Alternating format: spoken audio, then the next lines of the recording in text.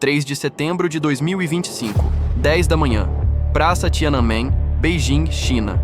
Maior parada militar chinesa em 2 décadas. Centenas de tanques Type 99A, mísseis hipersônicos DF-41, capazes de atingir qualquer cidade americana em 30 minutos. Drones de combate de última geração. 10.000 soldados marchando em sincronia militar perfeita. Mas o mundo inteiro não está olhando para os tanques.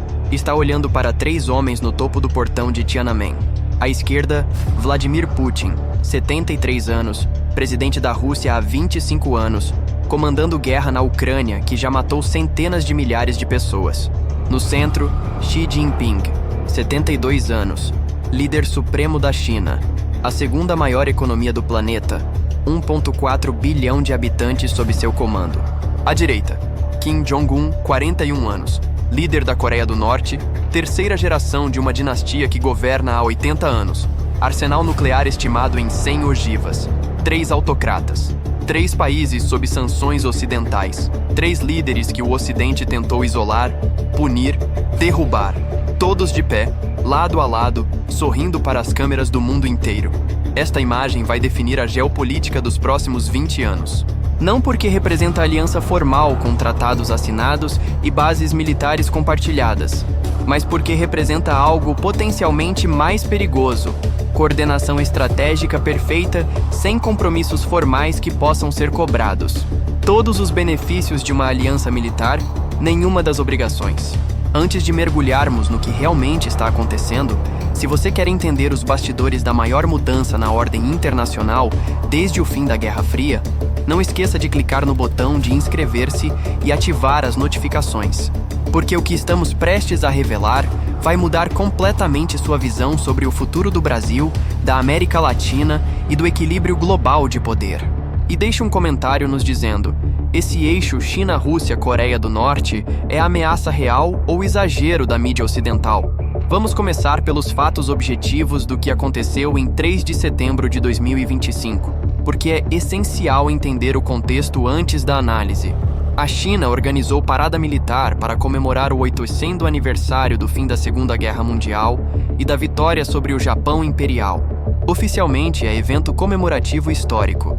Na prática, foi a maior demonstração de força militar chinesa desde a parada de 2015. Foram 10.000 soldados do Exército de Libertação Popular marchando pela Praça Tiananmen, 200 veículos militares, incluindo tanques pesados Type 99A, veículos blindados de transporte de tropas, sistemas de artilharia, dezenas de mísseis balísticos intercontinentais, DF-41, cada um capaz de carregar múltiplas ogivas nucleares e atingir qualquer cidade dos Estados Unidos. Aviação militar. 150 aeronaves sobrevoaram Beijing. Caças J-20 de quinta geração, bombardeiros estratégicos H-6K, drones de combate Wing Lung 2. A mensagem militar era clara. A China possui um dos exércitos mais modernos e tecnologicamente avançados do planeta. Mas o componente mais importante não era militar, era diplomático. 26 líderes estrangeiros foram convidados para assistir à parada. E aqui está a lista que revela tudo sobre o verdadeiro propósito do evento. Vladimir Putin da Rússia, Kim Jong-un da Coreia do Norte, líderes do Irã, Belarus, Venezuela, Síria, Tajiquistão, Uzbequistão, Cazaquistão. Observe o padrão. Todos esses países têm algo em comum. Todos estão sob sanções ocidentais ou em conflito direto com os Estados Unidos. Todos foram rotulados como autoritários ou ameaças à ordem internacional pelo Ocidente. E todos estavam lá, em Beijing, sendo recebidos com honras de Estado por Xi Jinping. Agora veja quem não foi convidado. Índia, segunda nação mais populosa do mundo e membro do BRICS. Brasil, maior economia da América Latina e parceiro comercial importante da China. África do Sul, outro membro fundador do BRICS. Arábia Saudita. Apesar da aproximação recente com Beijing, a seleção de convidados não foi acidental. Foi declaração de quem está em qual lado da nova divisão global que está se formando. E aqui está o momento que gerou milhões de manchetes ao redor do mundo. Xi Jinping, Vladimir Putin e Kim Jong-un subiram juntos ao portão de Tiananmen. Ficaram lado a lado enquanto tropas marchavam abaixo. Acenaram para a multidão. Posaram para fotos que foram imediatamente transmitidas para todos os cantos do planeta. É a primeira vez na história que esses 3 líderes específicos aparecem juntos publicamente em evento militar desse porte. Putin e Xi se encontram regularmente. Kim encontrou Putin algumas vezes desde 2023. Kim encontrou Xi em visitas anteriores a Beijing, mas os 3 juntos, em formação diante do mundo, primeira vez. A simbologia é impossível de ignorar. No mesmo local onde Mao Zedong proclamou a República Popular da China em 1949, Xi Jinping posicionou os 2 líderes mais isolados do mundo ao seu lado. A mensagem para Washington, para Bruxelas, para Tóquio era cristalina. Vocês tentaram nos isolar. Nós formamos nosso próprio clube, e ele é grande o suficiente para desafiar sua ordem. Agora vamos analisar o que cada um desses 3 líderes ganhou ao estar naquela parada. Porque em geopolítica, nada acontece por acaso. Cada aperto de mão, cada foto, cada declaração tem propósito estratégico calculado. Vamos começar com Putin, porque para ele esse momento foi absolutamente crítico. Desde fevereiro de 2022, quando ordenou invasão em larga escala da Ucrânia, Putin tem sido tratado como pária internacional pelo Ocidente. Mandado de prisão emitido pela Corte Penal Internacional em março de 2023. Sanções econômicas massivas contra a Rússia. Congelamento de 300 bilhões de yuans em reservas cambiais russas. Expulsão de bancos russos do sistema SWIFT. Proibição de viagens para a liderança russa na União Europeia e Estados Unidos. Putin não pode viajar para a maior parte do mundo sem risco de prisão. Não foi ao encontro do G20 no Brasil em 2024, porque Brasil, como signatário do Tratado de Roma, teria obrigação legal de prendê-lo. Sua mobilidade internacional está severamente restrita. Então, estar em Beijing, ao lado do líder da 2ª maior economia do mundo, diante de milhões de espectadores, foi antídoto poderoso para a narrativa de isolamento. A imagem de Putin e Xi lado a lado comunica: a Rússia não está isolada. Tem o apoio da China, potência com 1,4 bilhão de habitantes e os 18 trilhões de PIB. Tem acesso a mercado massivo que pode absorver petróleo, gás e exportações russas que a Europa não compra mais. Mas Putin ganhou algo muito mais concreto que legitimidade simbólica. Ganhou munições. A Coreia do Norte está fornecendo à Rússia entre 2 e 3 milhões de projéteis de artilharia desde 2023. Mísseis balísticos de curto alcance, possivelmente mísseis antitanque. A guerra na Ucrânia consome munição em taxas que a indústria russa sozinha não consegue suprir. As fábricas russas de munição operam em 3 turnos, 7 dias por semana. Mesmo assim, não é suficiente. Kim Jong-un está fornecendo exatamente o que Putin precisa. E mais, 10 mil soldados norte-coreanos foram enviados para a região de Kursk, na fronteira russo-ucraniana, em novembro de 2024. São tropas do Storm Corps, as forças especiais mais bem treinadas da Coreia do Norte. Inteligência sul-coreana estima que mais de 2 mil desses soldados já foram mortos em combate até janeiro de 2026. É a primeira vez desde a Guerra da Coreia, há 74 anos, que tropas norte-coreanas lutam em solo estrangeiro. E estão lutando ao lado da Rússia. Durante a parada em Beijing, Putin elogiou publicamente a bravura dos soldados norte-coreanos. Isso não é apenas retórica diplomática, é reconhecimento público de cooperação militar ativa. Além disso, ao posicionar Kim ao seu lado, Putin abre uma segunda frente de pressão contra os Estados Unidos. Washington agora precisa se preocupar simultaneamente com a Ucrânia no leste europeu e com tensões crescentes na Península Coreana. Recursos militares, atenção diplomática, foco estratégico americano ficam divididos. Putin ganhou legitimidade, munições, tropas e distração estratégica para seus adversários. Não é pouco. Agora vamos a Kim Jong-un, porque sua transformação nos últimos 3 anos é notável. Em 2017, Kim era o líder mais isolado do planeta. Coreia do Norte sob sanções sufocantes do Conselho de Segurança da ONU. Proibição de exportar carvão, têxteis, frutos do mar. Limite rígido de importações de petróleo. Países proibidos de contratar trabalhadores norte-coreanos. O objetivo das sanções era estrangular a economia norte-coreana até que Kim desistisse de armas nucleares. Kim respondeu acelerando o programa nuclear. 6 testes nucleares entre 2006 e 2017. Desenvolvimento de mísseis balísticos intercontinentais capazes de atingir território americano. Míssil Hwasong-15, testado em novembro de 2017 com alcance estimado de 13 mil quilômetros, suficiente para atingir Washington, D.C. ou Nova York. Cúpulas com Trump em 2018 e 2019 não levaram a lugar algum. Trump queria desnuclearização completa imediata. Kim queria alívio de sanções primeiro. Negociações colapsaram.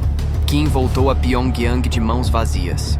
Covid-19 foi desastre para a Coreia do Norte. Fronteiras completamente fechadas por 3 anos. Economia que já era frágil entrou em queda livre. Kim admitiu publicamente em 2021 que o país estava enfrentando situação alimentar tensa. E então veio 2022. Putin invadiu Ucrânia. Foi isolado pelo Ocidente. E de repente, Kim tinha algo que Putin desesperadamente precisava: milhões de projéteis de artilharia de calibre soviético estocados em depósitos norte-coreanos desde a Guerra Fria. Kim viu oportunidade. Aproximou-se de Putin. Primeira reunião em setembro de 2023, no Cosmodromo Vostochny, na Rússia. Troca foi negociada. Munições e tropas em troca de tecnologia, alimentos e legitimidade. E funcionou. Repentinamente, Kim não é mais pária que ninguém quer ser visto ao lado. É parceiro estratégico valioso. Putin o trata como igual. Xi o recebe com honras de Estado.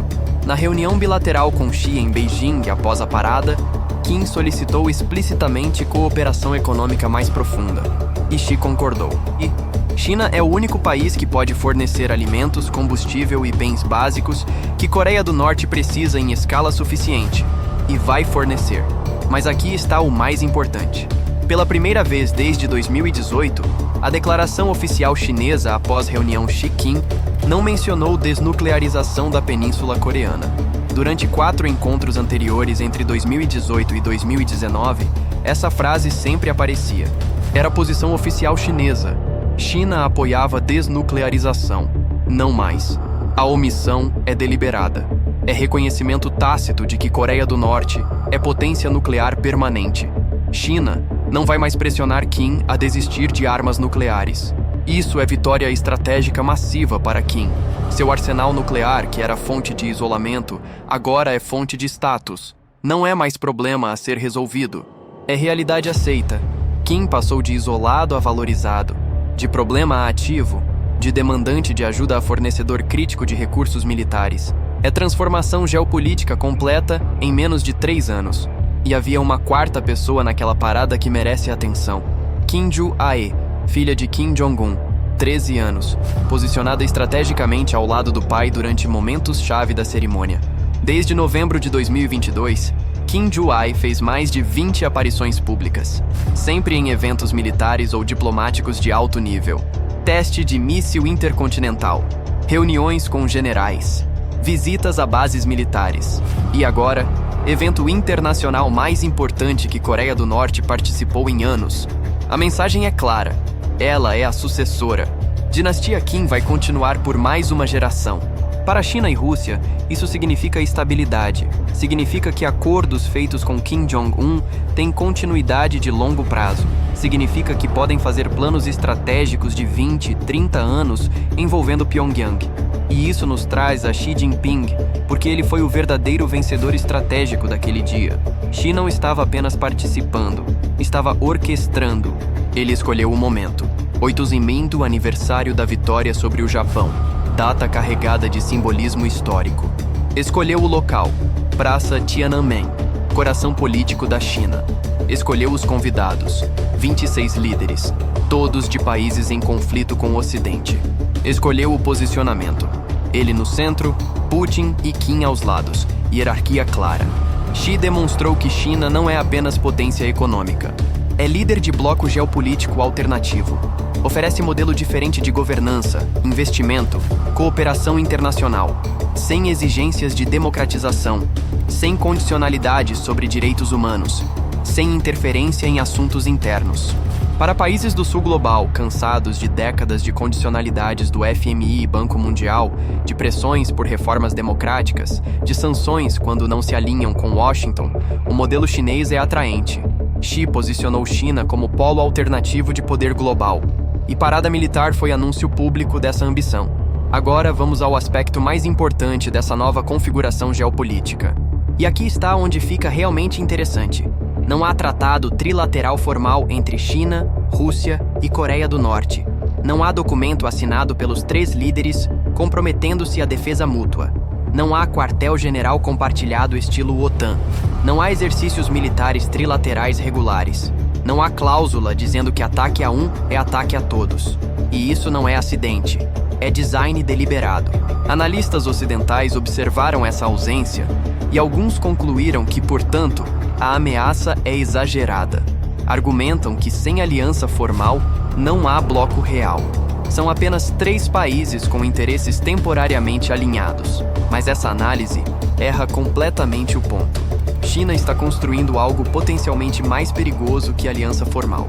Está construindo cooperação estratégica profunda, sem compromissos legais que possam ser cobrados. Todos os benefícios de aliança militar, nenhuma das obrigações. Deixa eu explicar por que isso é estrategicamente superior do ponto de vista chinês. Alianças formais vêm com obrigações rígidas. Se você é membro da OTAN e outro membro é atacado, você é obrigado a defender. Não é opcional. É obrigação de tratado. Se você não cumprir, a aliança colapsa e você perde toda a credibilidade. Isso cria risco. E se membro faz algo que provoca conflito? Você é arrastado automaticamente. Caso hipotético, se país membro da OTAN provocar resposta militar, todos os membros são obrigados a responder. China não quer essas obrigações. Não quer ser arrastada automaticamente para situações que não controla. Não quer ser obrigada a defender Coreia do Norte se Kim fizer algo que provoque resposta americana massiva. Mas China quer os benefícios. Quer que Rússia venda petróleo e gás com desconto. Quer que Coreia do Norte sirva como estado tampão, impedindo presença militar americana próxima à fronteira chinesa. Quer que tanto Rússia quanto Coreia do Norte distraiam e dividam a atenção estratégica americana. Solução? Cooperação profunda sem formalização. Na prática, funciona assim. China compra petróleo russo em volumes massivos. Pagamento em yuan, não dólares, evitando o sistema SWIFT controlado pelos EUA. Bancos chineses processam transações que bancos ocidentais recusariam.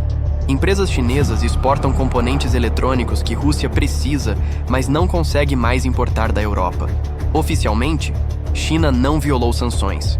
Comércio com Rússia não é proibido por lei internacional. Não há proibição de comprar petróleo russo. China apenas aproveita a oportunidade de mercado.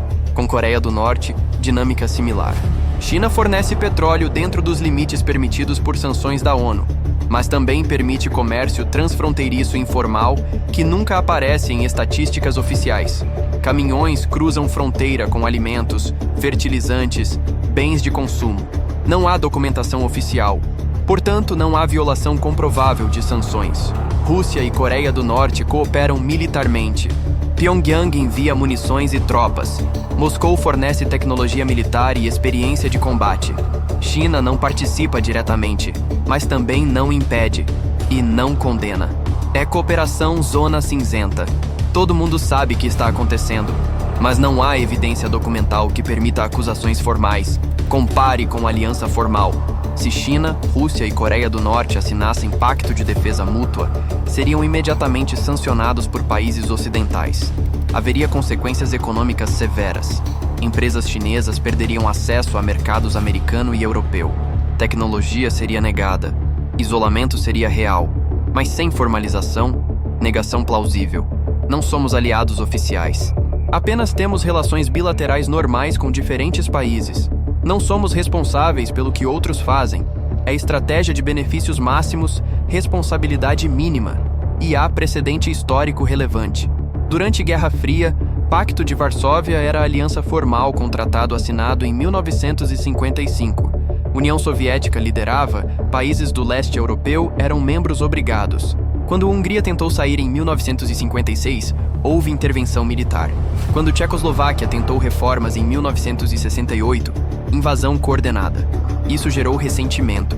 Países satélites sentiam-se prisioneiros. Quando a União Soviética enfraqueceu em 1989, o pacto colapsou instantaneamente. Ninguém queria ficar. China aprendeu lição. Não quer aliados ressentidos que fogem na primeira oportunidade. Quer parceiros que escolhem cooperar porque veem benefício mútuo. Putin coopera com China porque precisa de mercado para energia e proteção contra isolamento total. Kim coopera porque precisa de alimentos, combustível e legitimidade. Mas nenhum dos dois é forçado. É escolha baseada em interesse.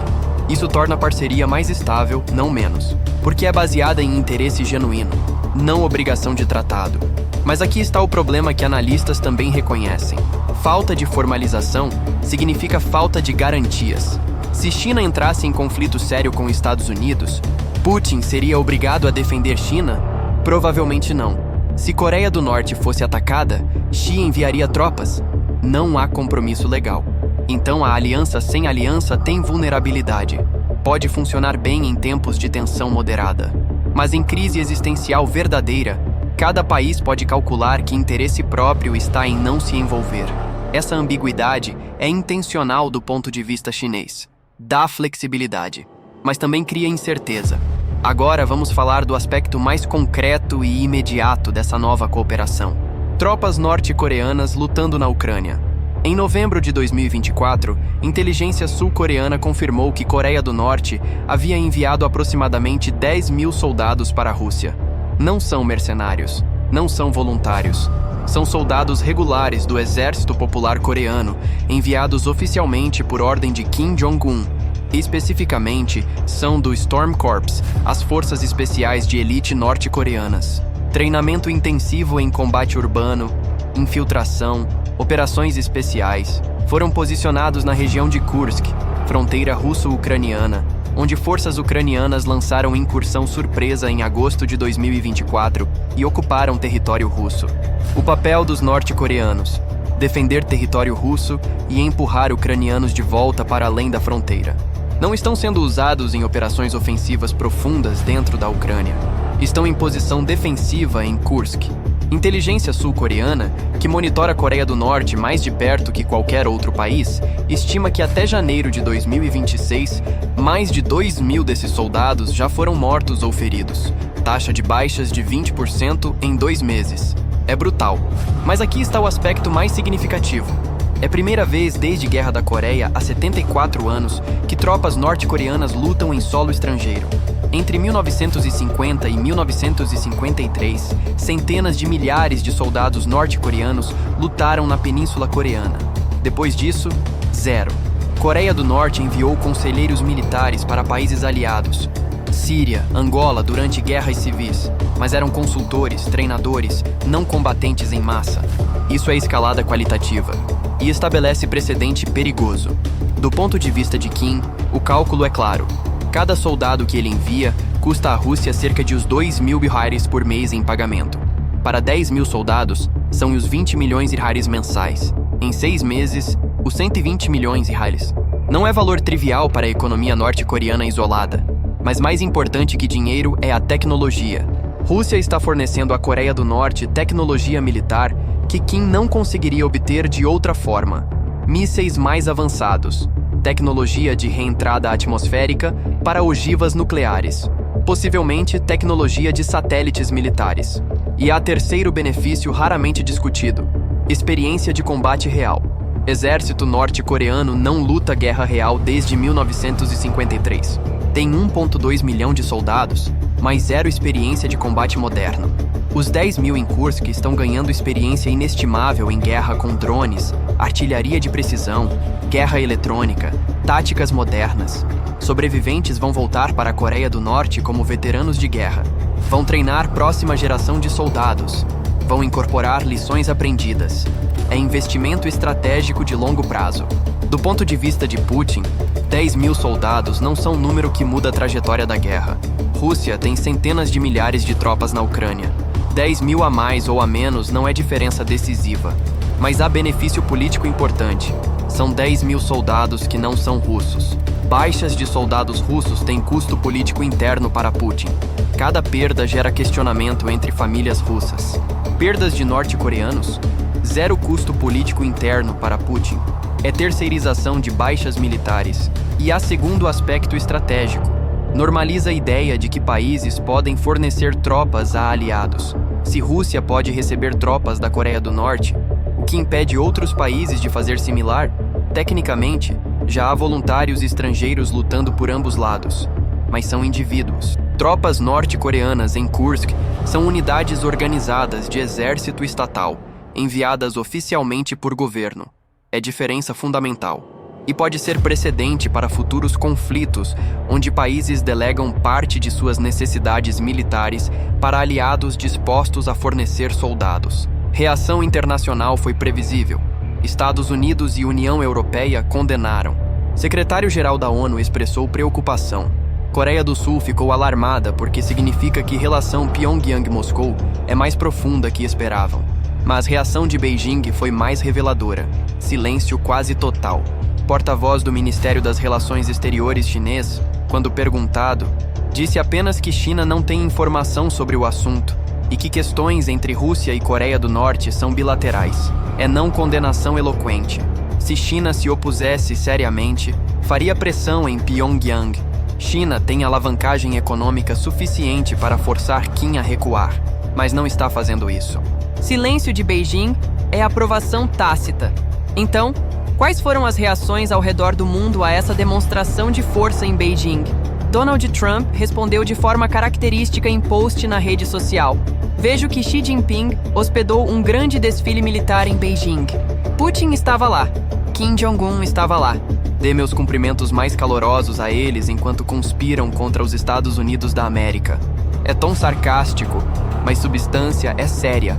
Trump reconhece formação de bloco anti-americano e sinaliza que vai responder. Durante coletiva de imprensa dias depois, secretário de Defesa americano disse que EUA estão acelerando integração de sistemas de defesa com Japão e Coreia do Sul. Compartilhamento de dados de rastreamento de mísseis em tempo real. Exercícios militares trilaterais mais frequentes. Aumento de presença naval americana no Mar da China Oriental. Presidente sul-coreano Lee Jae-myung convocou o Conselho de Segurança Nacional Emergencial. Coreia do Sul vê foto de Kim com Putin e Xi como validação de Pyongyang que Seul tentou impedir por décadas. Debate em Seul sobre necessidade de desenvolver armas nucleares próprias intensificou. Pesquisas mostram que a maioria dos sul-coreanos agora apoiam essa possibilidade. Durante Guerra Fria, Yoshimau mantinham armas nucleares na Coreia do Sul. Foram removidas em 1991. Agora há pressão para considerar retorno. Japão, que mantém constituição pacifista desde 1947, está sob pressão crescente para revisar limitações militares. Primeiro-ministro japonês propôs aumentar o orçamento de defesa para 2% do PIB, nível histórico. Aliança Japão-Coreia do Sul (IWA), que era impensável há década devido a tensões históricas entre Tóquio e Seul, agora é realidade operacional. OTAN emitiu declaração mencionando China como desafio sistêmico pela primeira vez. Antes, OTAN focava exclusivamente em Rússia. Agora reconhece que China é parceira ativa de seu principal adversário. França e Alemanha, que historicamente tentaram manter relações construtivas com Beijing, estão reavaliando. Empresas europeias na China reportam ambiente cada vez mais complexo. Investimentos europeus na China caíram significativamente em 2025, comparado a 2023. Índia está em posição incômoda. É membro do BRICS, ao lado de China e Rússia. Mas também é membro do Quad, ao lado de IOAA, Japão e Austrália. Arranjo de segurança anti-China. Nova Delhi compra petróleo russo com desconto desde 2022. Mas Nova Delhi também tem tropas mobilizadas na fronteira com China desde confronto de 2020. Governo indiano não comentou parada de Beijing. Silêncio fala volume sobre dilema estratégico que Índia enfrenta. Lula tentou manter neutralidade.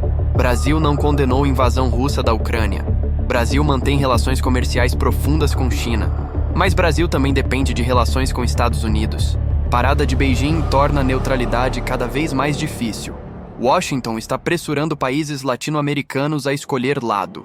Não declaradamente, mas através de incentivos econômicos para quem se alinha e consequências para quem não se alinha. México, sob pressão de Trump, está se distanciando de China. Argentina de Milei alinhada totalmente com Washington.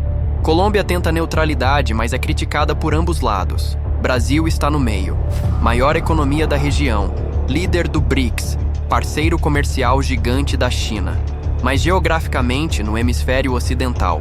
Lula não foi convidado para a parada de Beijing. Revelador. Xi convidou apenas países totalmente alinhados. Brasil, com sua neutralidade, não se qualifica. E isso nos traz de volta à questão fundamental. O que realmente está acontecendo aqui? Qual é a natureza dessa nova configuração geopolítica? Há duas narrativas completamente opostas. Narrativa ocidental. 3 autocratas autoritários, isolados por políticas agressivas, formando eixo contra a ordem internacional baseada em regras. Rússia invadiu o país soberano.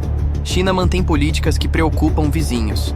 Coreia do Norte desenvolve armas nucleares e mantém população em condições difíceis. Esses 3 regimes não oferecem modelo positivo de governança. Oferecem autocracia, repressão, expansionismo militar. Mundo onde eles dominam seria mundo mais perigoso, mais pobre, menos livre. Cooperação entre eles não é aliança defensiva. É coordenação de estados revisionistas tentando derrubar a ordem que manteve paz relativa por décadas. Narrativa: China, Rússia, Coreia do Norte.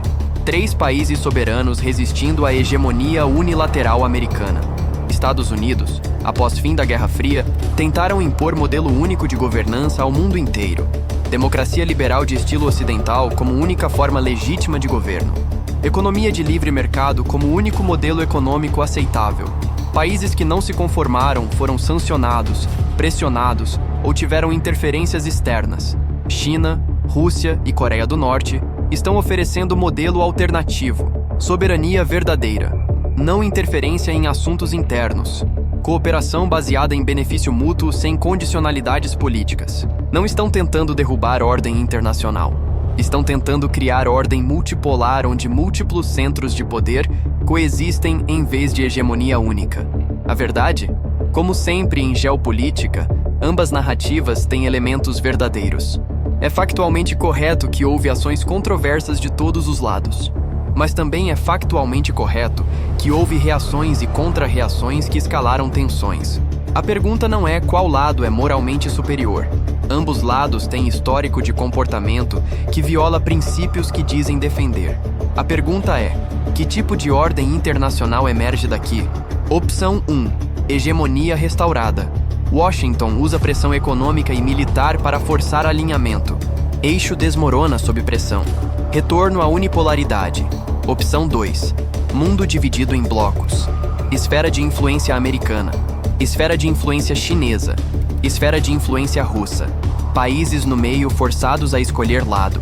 Nova Guerra Fria, mas com mais jogadores. Opção 3. Multipolaridade genuína.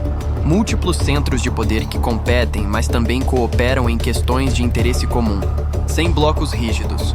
Países mantêm relações com múltiplas potências simultaneamente.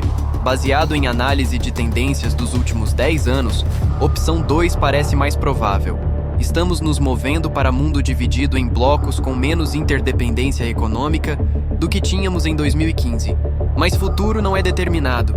Escolhas que líderes fazem nos próximos 5 anos vão definir trajetória. Uma coisa é absolutamente certa. A foto de Xi, Putin e Kim em Beijing em 3 de setembro de 2025 vai aparecer em livros de história como momento simbólico de transição geopolítica, assim como outras fotografias históricas de encontros que marcaram eras. Estamos vivendo redefinição de ordem internacional. E todos nós, em todos os países, vamos viver com as consequências. Então, o que acontece agora? Nos próximos meses, espere intensificação de todas essas tendências. Rússia vai continuar dependendo de munições e apoio norte-coreano. China vai aprofundar cooperação econômica com ambos. Xi vai continuar posicionando Beijing como líder de bloco anti-ocidental. Estados Unidos vai responder fortalecendo alianças com Japão, Coreia do Sul, Austrália, Filipinas. OTAN vai expandir presença no Pacífico. Exercícios militares vão se intensificar. Europa vai ter que decidir se segue Washington completamente ou tenta manter alguma autonomia estratégica. Brasil e outros países do sul global vão enfrentar pressão crescente para escolher lado. Neutralidade vai se tornar cada vez mais difícil de manter. A pergunta não é se esse eixo China-Rússia-Coreia do Norte representa mudança na ordem internacional. Claramente representa. A pergunta é se o Ocidente tem estratégia coerente para responder. E se essa estratégia vai funcionar. Porque tentativa de isolar e conter esses 3 países não funcionou até agora. Eles se aproximaram mais, não se enfraqueceram, formaram alternativa ao sistema ocidental, não colapsaram sob sanções. Pode ser que pressão máxima ainda não foi aplicada. Pode ser que eventualmente condições econômicas forcem recálculo. Pode ser que mudanças internas alterem trajetórias. Ou pode ser que estejamos subestimando resiliência desses regimes e poder combinado de 3 países com 1,6 bilhão de habitantes, arsenal nuclear, recursos naturais massivos e determinação de resistir à pressão ocidental. Próximos anos vão responder essas questões, e a resposta vai definir o século XXI. Se esse vídeo mudou sua perspectiva sobre o novo equilíbrio de poder mundial, não esqueça de clicar no botão de curtir e se inscrever no Nexo Global BR. Estamos rastreando cada movimento desse eixo China-Rússia-Coreia do Norte em tempo real, e você não vai querer perder as próximas análises sobre como isso afeta o Brasil, a América Latina e o futuro da ordem internacional. Deixe um comentário com sua análise. Esse eixo é ameaça real ou exagero ocidental? Xi, Putin e Kim vão conseguir manter coordenação de longo prazo? E o Brasil deveria escolher lado ou manter neutralidade? Compartilhe este vídeo com qualquer pessoa interessada em geopolítica. Elas precisam entender o que realmente está em jogo. Nos vemos no próximo vídeo.